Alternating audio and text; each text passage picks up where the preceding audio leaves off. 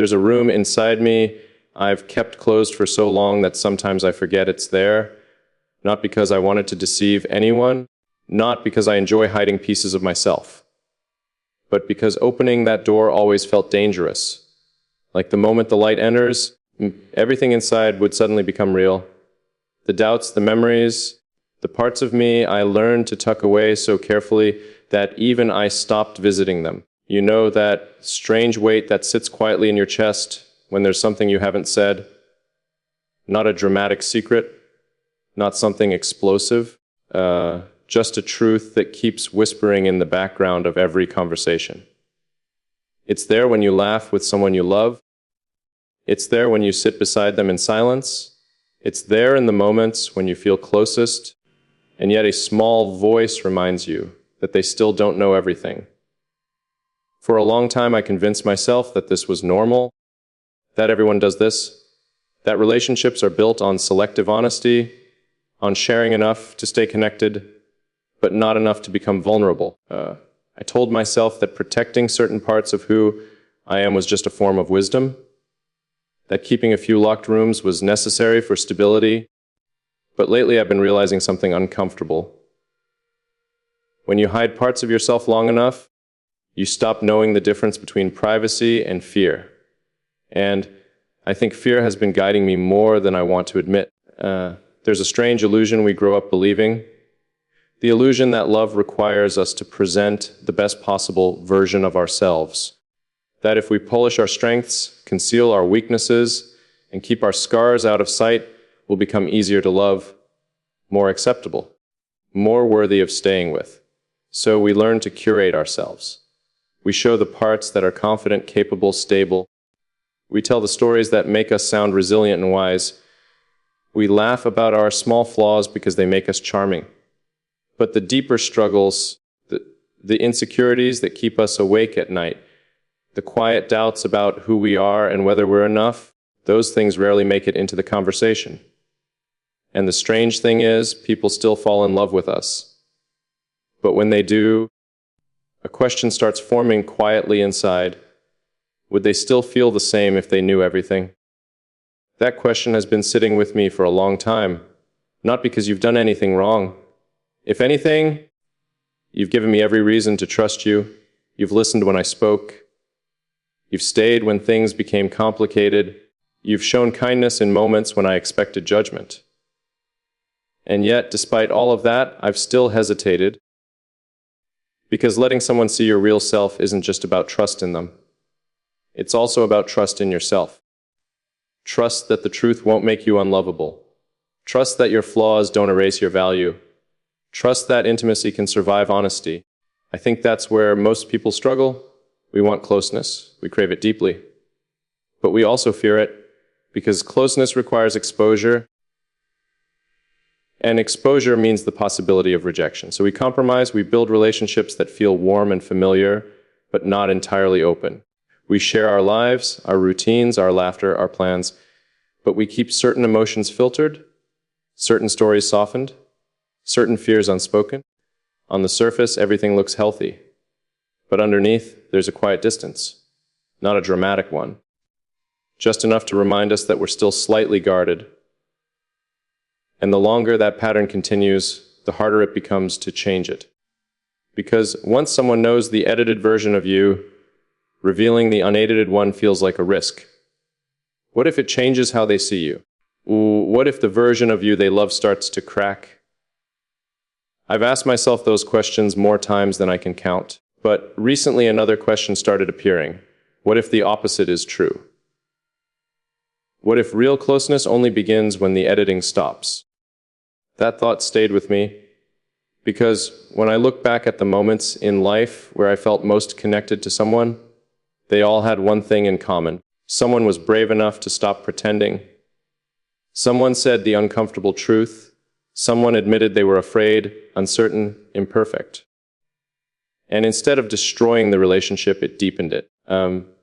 There's something powerful about witnessing another person's humanity without the usual masks. It changes the atmosphere between you. The conversation becomes slower, more honest. The silences feel heavier, but also more peaceful. You stop performing. You stop trying to maintain an image, you just exist, and being accepted in that state feels different from being admired. Admiration is pleasant, but it's fragile. It depends on maintaining a certain image. Acceptance is quieter but stronger. It says, I see you as you are, and I'm still here.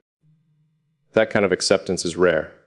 Not because people are cruel, but because most of us never show the parts that would make acceptance meaningful. We keep them hidden, we protect them, we wait for the perfect moment to reveal them, but perfect moments rarely come. Instead, time passes, months turn into years, relationships grow, but the hidden rooms remain closed. And sometimes, late at night, when everything is quiet, we wonder what would happen if we opened the door. I've been thinking about that door a lot lately. Not because something dramatic happened. Nothing exploded. Nothing forced the issue. It's just that I started noticing the cost of keeping it closed. The cost is subtle. It appears in small hesitations during conversations. In moments when you almost say something honest, but quickly change the subject. In the strange loneliness that can exist even when you're sitting next to someone you care about deeply.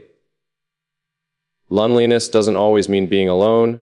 Sometimes it means being unseen, and being unseen often begins with hiding yourself. That realization wasn't easy to accept, because it meant acknowledging that the distance I sometimes feel in relationships might not come from the other person. It might come from me, from the careful boundaries I've built over the years, from the belief that love must be earned by being impressive instead of authentic. Once that idea settled in my mind, I couldn't ignore it anymore. I started observing my own behavior. The way I steer conversations away from certain topics, the way I downplay my doubts with humor, the way I present confidence even when I'm uncertain.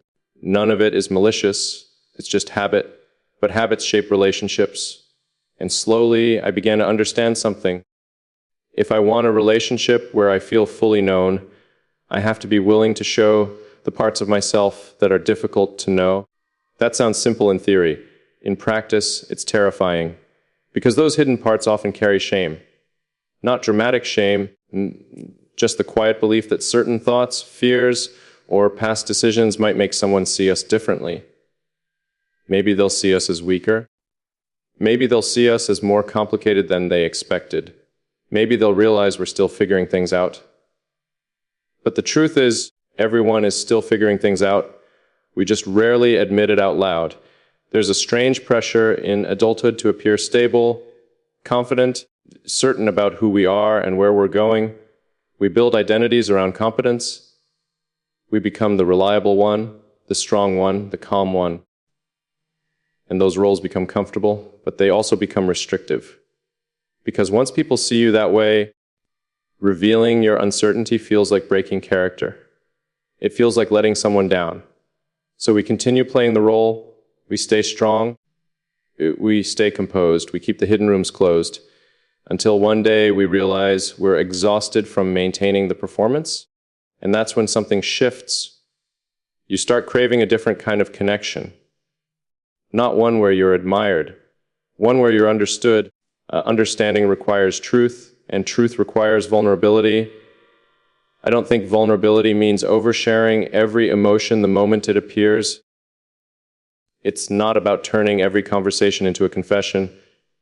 It's about allowing yourself to be honest when honesty matters. It's about trusting that the relationship is strong enough to hold reality. Because reality is messy. People carry regrets. People have doubts. People sometimes feel insecure even when everything looks stable. Those experiences don't make someone broken. They make them human. And when two people can acknowledge their humanity without fear of losing each other, something remarkable happens.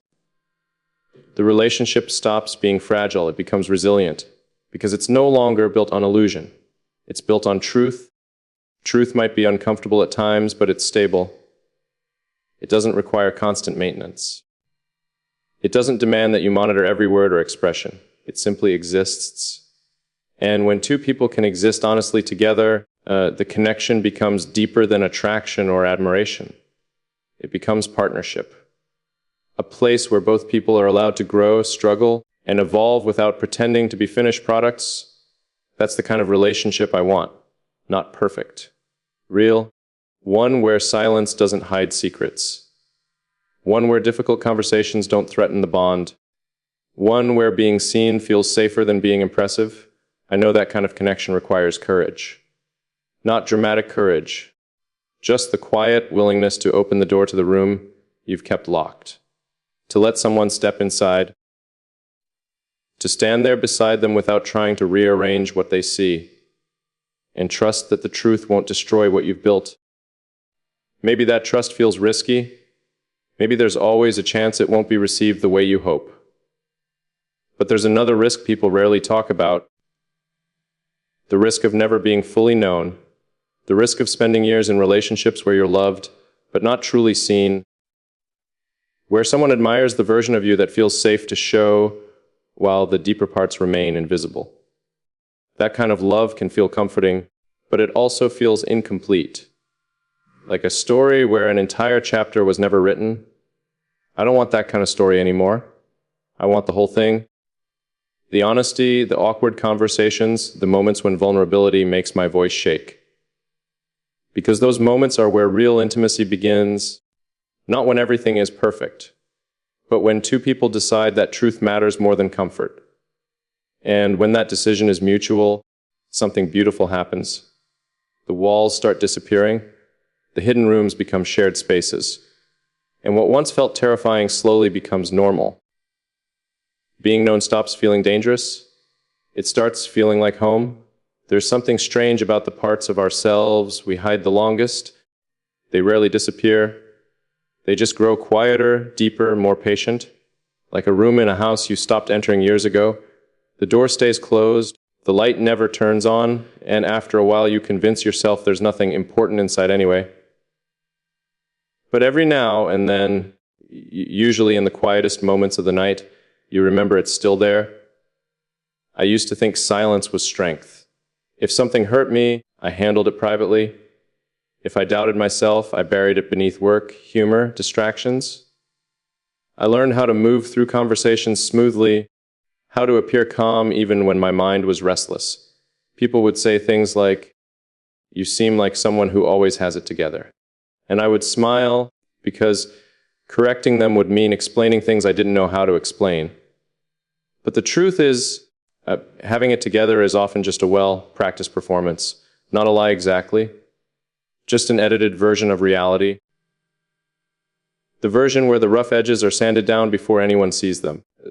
The version where uncertainty becomes quiet confidence and vulnerability becomes polite distance. Most of us learn this early. We learn that certain emotions make people uncomfortable.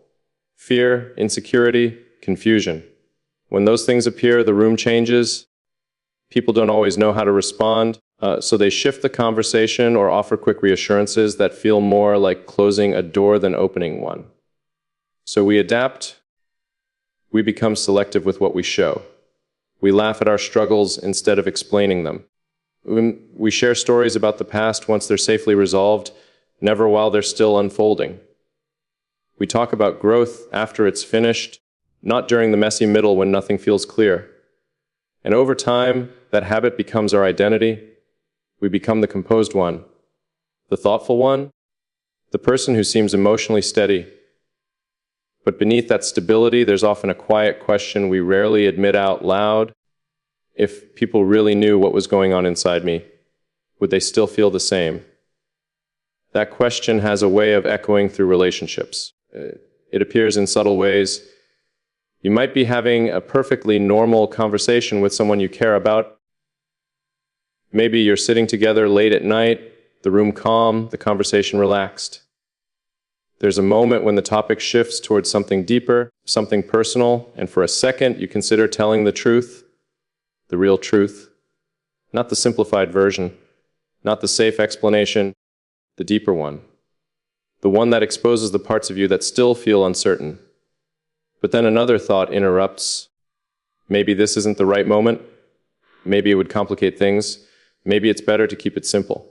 So you smile, change the direction of the conversation, and the moment passes. Nothing dramatic happens. but something important quietly disappears. An opportunity to be known. That's how distance forms in relationships. Not through conflict, but through hesitation. Through the small moments when honesty almost appears, then retreats. For years, I believed that kind of restraint was responsible. Mature even. After all, relationships require balance. You can't share every thought the moment it appears. But eventually I realized something important. There's a difference between emotional maturity and emotional avoidance. Maturity means understanding when and how to communicate honestly. Avoidance means convincing yourself honesty is unnecessary, and I think many of us confuse the two. We tell ourselves we're protecting the relationship by keeping certain thoughts private, that we're sparing the other person from complexity. But sometimes what we're really protecting is our own image. The version of ourselves we want them to believe in. The confident version. The stable version. The version that never questions whether they're enough. That image can feel comforting to maintain, but it also creates a strange form of loneliness. Because when someone loves you based on the version you present, part of you wonders if they'd feel the same about the version you hide. And that wondering never fully disappears. It follows you into quiet moments. It appears when someone compliments your strength or your calmness. Instead of feeling proud, a small voice inside whispers, if only they knew. That whisper doesn't mean the love around you is false. It just means part of you feels unseen. And being unseen, even by someone who cares about you deeply, creates distance. Not physical distance, emotional distance. The kind that's difficult to explain because nothing is technically wrong. The relationship functions. You talk, laugh, support each other. But there's a layer beneath all of that where certain truths remain unspoken, and those truths slowly accumulate. Doubts about yourself, memories you're not proud of, fears about the future, questions about whether you're doing life the right way. None of these things are dramatic enough to demand attention, but together they form the hidden rooms inside you. The places you rarely let anyone enter. I started thinking about those rooms recently. Not because something forced me to. Because I noticed how much energy it takes to keep them closed. It's subtle energy. The energy of filtering your thoughts before you speak. The energy of maintaining emotional composure when you'd rather admit confusion. The energy of pretending certainty when you're still figuring things out. Individually, those efforts feel small. But over time, they create exhaustion. Not the physical kind, the emotional kind. The kind that comes from carrying parts of yourself alone. At some point, you start asking a different question. Not, what if they see this side of me? But, what if they never do? That question changes everything. Because suddenly the risk of honesty doesn't seem as frightening as the possibility of remaining partially invisible. Think about the relationships that have shaped you the most. The friendships or partnerships that felt truly meaningful. If you look closely, they probably share something in common. At some point, someone stopped pretending. Someone admitted they were scared. Someone revealed something imperfect. And instead of breaking the connection, that moment deepened it. There's something about vulnerability that invites honesty in return. When one person removes the mask, the other realizes they don't need theirs either. The conversation becomes slower, more thoughtful. Silence stops feeling awkward.